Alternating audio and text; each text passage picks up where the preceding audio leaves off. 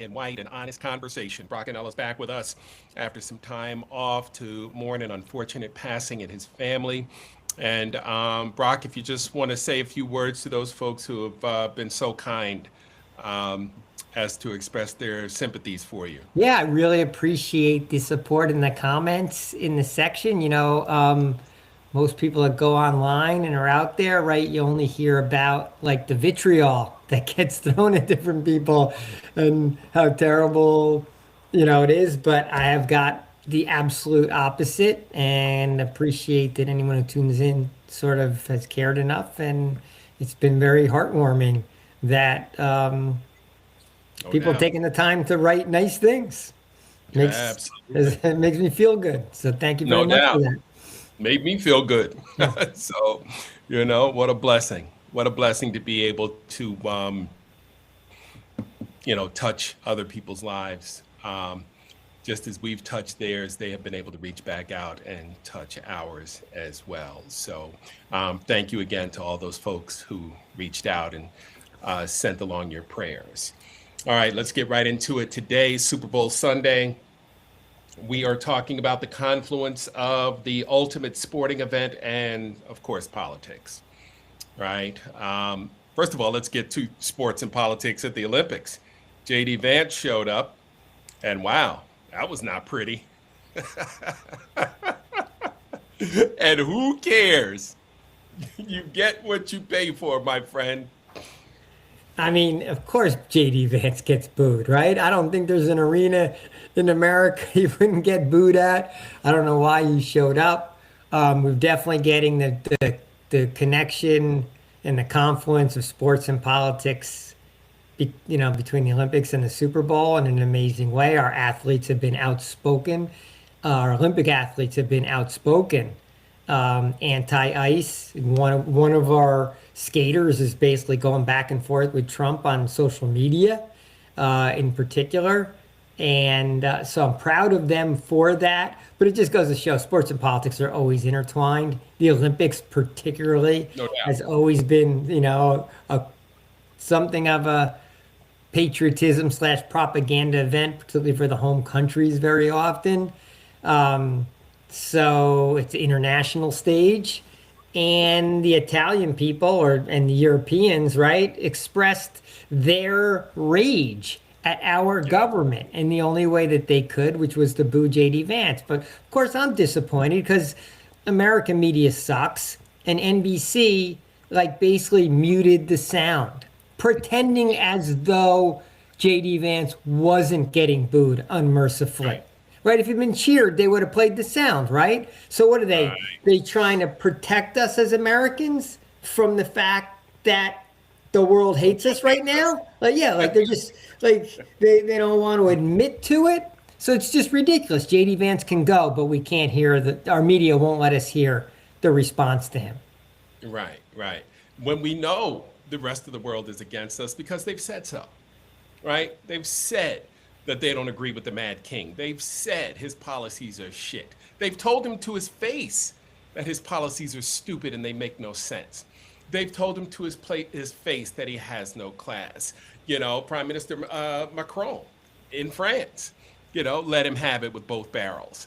And I understood he met the Prime Minister of Italy, and she gave him the business. So nobody wants us around. Why would he even go?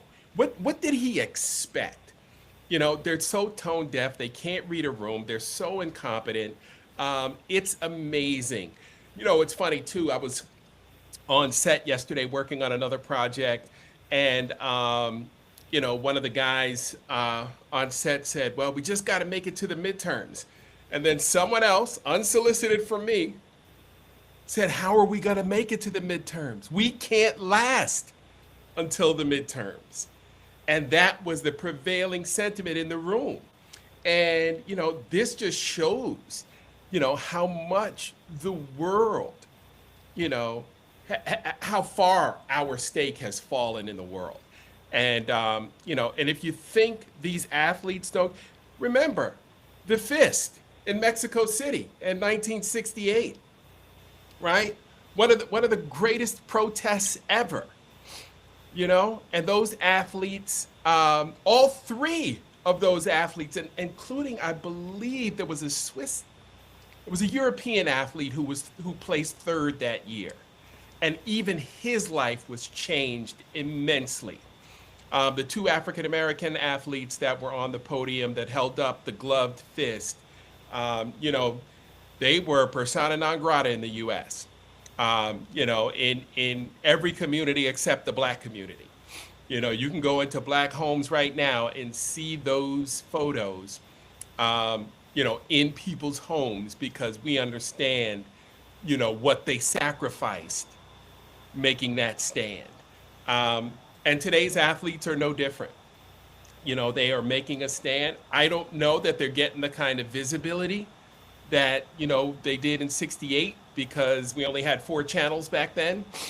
And every channel probably had the Olympics on it, And today, I don't know how many people are cheering for American athletes, right? Because of the symbolism, not because of the athlete themselves.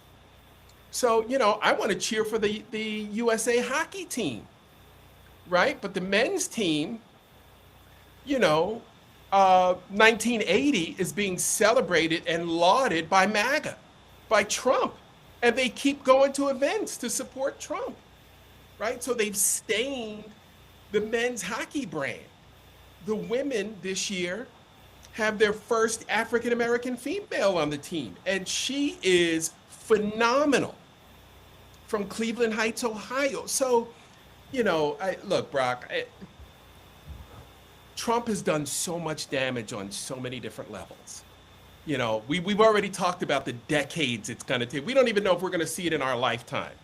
What do we have, 25, 30 years left if we're blessed, right? We don't even know if we'll see the repair in our lifetimes.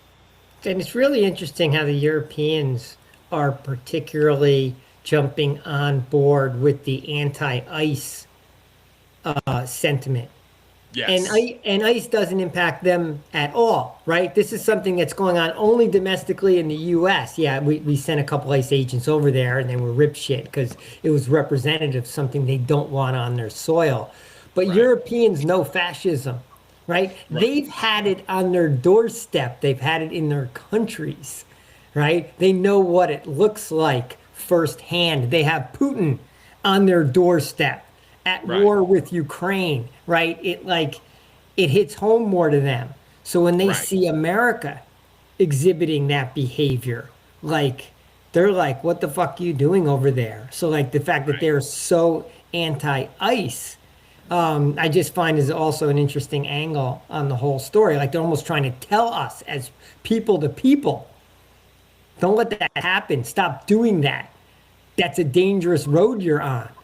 No doubt. We know where it leads.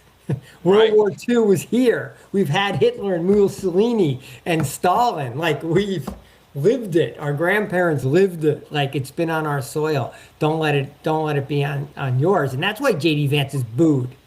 Yeah. And remember too, Brock, every place else in the world, the Asian countries, European countries are advancing, moving forward. We're the only industrialized nation trying to go backwards. Tommy Smith and John Carlos, by the way, the two athletes with the gloved protests in 1968, Mexico City. I meant to mention their names, and I'm remiss if I didn't. But yeah, everyone else is moving forward, learned from lessons of the past. You think Hiroshima wants another bomb, right? No one wants to see that kind of destruction. I saw a blurb yesterday, didn't even bother to read it, that, Trump was threatening, to go nuclear. What? You moron. What are you talking about? With whom? Right? Because you're a pedophile? Because the Epstein files are coming out? Get the fuck out of here. As our Italian friends up in Westchester would say, get the fuck out of here. It's a But he's got dementia, right? So he's just he's not, he doesn't grasp reality. Right. And those around him are, aiding and abetting, a madman in mental decline, running shit around here, Right. and destroying our stature in the world and dragging down our quality of life and making our lives more risky, like all the Right. above. And yet he's tweeting out to some Olympic skater. Like that's what's important to him right now, is to be in a Twitter argument with an Olympic skater. Right. Right. Meanwhile, is the occupation still continuing in Venezuela? Like, do we even know Haven't what we what don't need to talk about that. We're just stealing the oil, right, and sending it to a Qatari slush fund yeah, that's yeah, ultimately exactly. going to end up in a Trump crypto account. Like, I No mean, doubt. it's a fraud, such a corruption that's going on there. Right. But And but ICE is still on the streets, wreaking havoc, right? Like, there's no real pullback yet. We haven't impacted their day-to-day operations. Rock, isn't it interesting that there are no ICE agents in San Francisco? That's odd. Super Bowl weekend, the 32 maggots that own all the football teams have probably called their other, what is it, 60 or 51 billionaire buddies and said, "Yeah, we can't have ICE ruining our Super Bowl weekend. That's when we make all the money. Yeah, it's a We can't, bad we can't, look, and it's a bad look, yeah, right? we can't be disturbed with that." So yeah, so like, we can't, interrupt the cash flow of the Epstein class, the billionaire class. Did you hear John Ossoff call them the Epstein class, right? The 1%, Yeah, not he even the gave he 1%. gave a good speech yesterday. Yeah, great speech. The Very direct. 0.25%, exactly. 83 cats, including NFL owners that are out here, trying to basically, make a mint out of this weekend. Meanwhile, they're going to be sitting in their boxes bitching about the halftime show. Meanwhile, black athletes are going to be out there risking literally their lives, right? And their quality of life after this game is over, right? To make them money, Yeah, right? No for matter what, win, lose, or draw, all 32 teams are making money today. Let's not get it twisted, right? Because they all share the pot, right? The TV money, the merch, the beer sales, the hot dog sales, right? The $35 margaritas, right? It's going to be a very quiet game because it's all corporate seating, right? What do tickets start at? What, 5 grand, 10 grand? Like yeah, imagine trying to take a kid, to a Super Bowl. It ain't happening. no way. It ain't So happening for today, normal America. today's Super Bowl will be hyper political because it Yep. always is. We always pretend like sports and politics don't mix, but it is. There's 30 MAGA owners that have created a MAGA world that has helped create a MAGA movement in this country. They're a Yep. part of it. I hate the NFL because I hate the owners. And Yep. I hate the way they kind of, in essence, have like a monopoly on our sports viewership, because they're stewards of this great sport that America loves, but the Yep. people in charge of it have a political agenda. They always do. There'll be military flyovers and flags are waving everywhere, right? They're going to polish up and put an extremely white face on a sport that's mostly black players, right? Right. But the coaches will be white, as they all were in the off-season hiring season. Most of the announcers will be white, right? There'll be this pretend view of the sport in general. Um, None of the players, NFL players, say a peep about anything political because they got to No. protect the shield, and God forbid they step out of line. Right. That bridge sailed with Colin Kaepernick, which we discussed yesterday. Make a Yep. political statement, you're out of the fucking league. Yep. Um, I, you know, I've kind of often said, until the NFL is broken, MAGA won't be broken. Right. That the NFL has to Right. fall and or change dramatically. Yep. So I kind of hate everything about it. I I'm interested to see the how much resonance the advertisement from the Epstein survivors that apparently is going to be a Super Bowl ad, because people, of course, watch the Super Bowl ads like that's a secondary sport. What are the best ads and worst ads, right? They get bet on and rated and all that along the way. And Yeah. that, if that Epstein ad is actually Epstein survivors ad is actually on during the game, that's going to be a lot of eyeballs on a very impactful ad that is saying release the files. Millions and millions of eyeballs, right? And so we'll probably have to wag the dog tomorrow. If I'm Iran, I'm heading for the bunker, right? He's going to do something to take the. And you know what'll be interesting to watch the Twitter feed once the ad airs. Because depending on the timing of it, the racism will be just flying all over the place. If it's before or after the half and Bad Bunny comes out and does his thing, I can't wait to see his messaging, right? And how the art, right, mirrors our time and what he has to say, right, as an American citizen who's born in an American territory, Puerto Rico, for all you maggots who don't get it, and how that message is received. Because I can guarantee you about 25% of Wild America is not going to tune in to the alternative Turning Point show. They're going to sit there and watch Bad Bunny so they can bitch about it. He has so much pressure on him today. I don't know how he's going to possibly match the hype and the expectations and the moment, right? It's really hard, especially following Kendrick Lamar last year, which was just a phenomenal show and message. Right. I don't, it's going to be really hard. I hope he does, right? We both think, right? America needs it. I'm glad he's being force fed to America at halftime. And and a lot of people won't turn it off, right? And they're going to see him for the first time.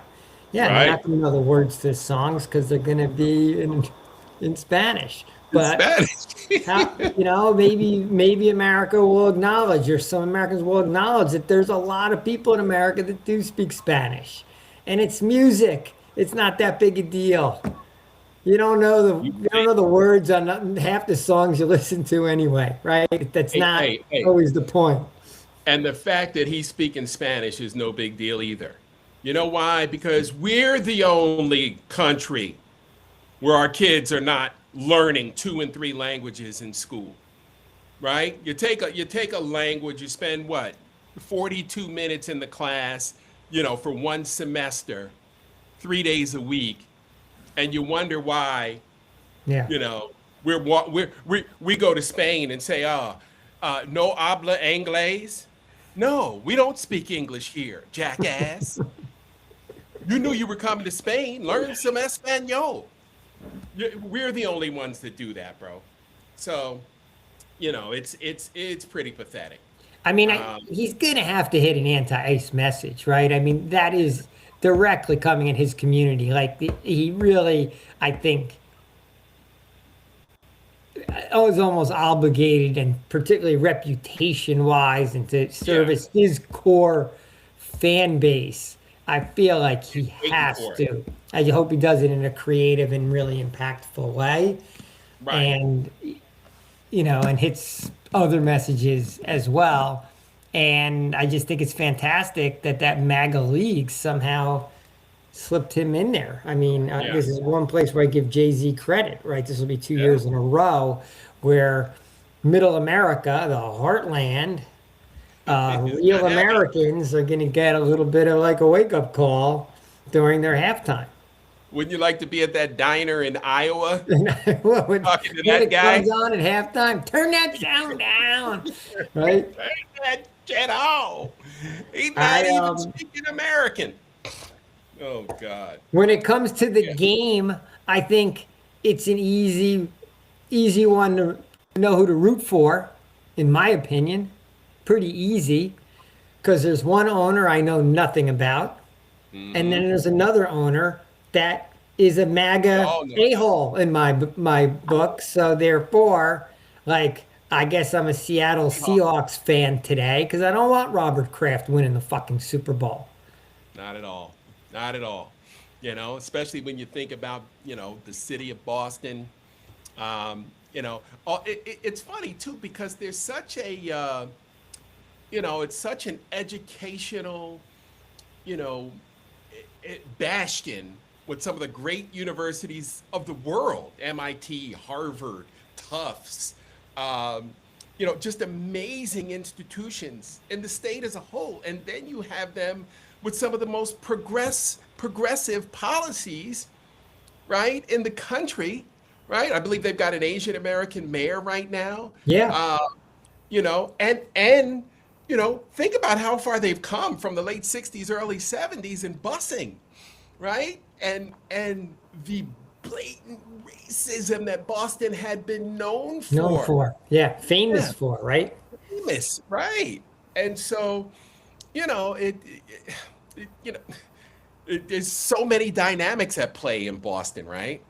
And it's such a great city, world class city, but yet it has its warts and it has its dark past. Um, and for a lot of us, for those of us that are brown, it's hard to get past the past. But anyway, like you said, we don't know much about the Seattle Seahawks owner, because he hadn't been out here touting, more handcuffs and all the Yeah, silly yeah. shit. It's Yeah, actually a woman. It's the wife of like Paul Allen, one of the Microsoft founders, I founders, believe. right? Yeah, Yep. yeah. And Sounds he's right. passed away, and it's the wife. And I don't think really. I mean, maybe we should have done our homework, but like I just don't know much about her. But I don't. Why do I need to know much about her? Like, You're not watching the game anyway. I'm yeah. going, I'm there for the drinks. But I'll root for the Seahawks today. No doubt. All right, bro. Give me a quick hit and let's get out of here. Go far into Quick the hit game. is that apparently Lindsey Vonn skiing on one leg because of the Yeah, ACL. I didn't see it, but hit a gate and had another huge crash, which I'm sure will end that her hurt. career and be the last race that she has because the comeback was phenomenal. Yeah, But I give her kudos for for trying. the absolute heroic effort and the inspiration to make that comeback to make the team at her age after like 13 surgeries. And Oh, it's not always I just want to be philosophical, right? It's not always the result. Sometimes it's the journey and what you learn about yourself in the attempt. And it yeah, would have been a ridiculous, absurd long shot for her to have, done well on one good leg. right. But I haven't seen the video yet, but apparently it's a pretty Pretty nasty yeah, dump. pretty Yeah. nasty fall, right? They had the helicopter out for like the second time in 2 weeks. But anyway, I'm Yeah. gonna give a thumbs up to Lindsey Vaughn. I wish it had been a better end, but it wasn't. Yeah. And kudos to Team USA for bringing her along. They probably could have bought another healthy, skier. But she's meant so much to the sport and given it so much visibility over the past 20 years, um, and last five Olympiads that it is amazing that she was even able to give it a go. So yeah, man, looking forward to just hearing from her. I heard she had surgery, but they say she's in stable condition and doing well with a really skilled team of Italian and American doctors taking care of her. So, we wish her the best. And, we are, taking our hats off to her and saluting, her service and, her skill and her dedication to the sport. So, real quick for you, I've got a Santa Clara City Council meeting. Not sure if you saw it, but Batman showed up. Did you see Batman show up at the City Council meeting in Santa Clara? And he asked ICE, he asked City Council not to assist ICE at the Super Bowl. So it's interesting. He's got a great outfit, you know, a Batman costume on, and he's wearing that thing. And he told city council members, you know, and apparently this was a while ago, and I guess it just popped up because it is, you know, the Super Bowl. But he wore this thing and went in there and told them, yo, you know, city resources, man, cannot be What used. did the for city I- council agree with him? Was there a sense that the Yeah, city council was not going to? I mean, ICE yeah, pretty much decided not to show, as we talked about earlier. Okay.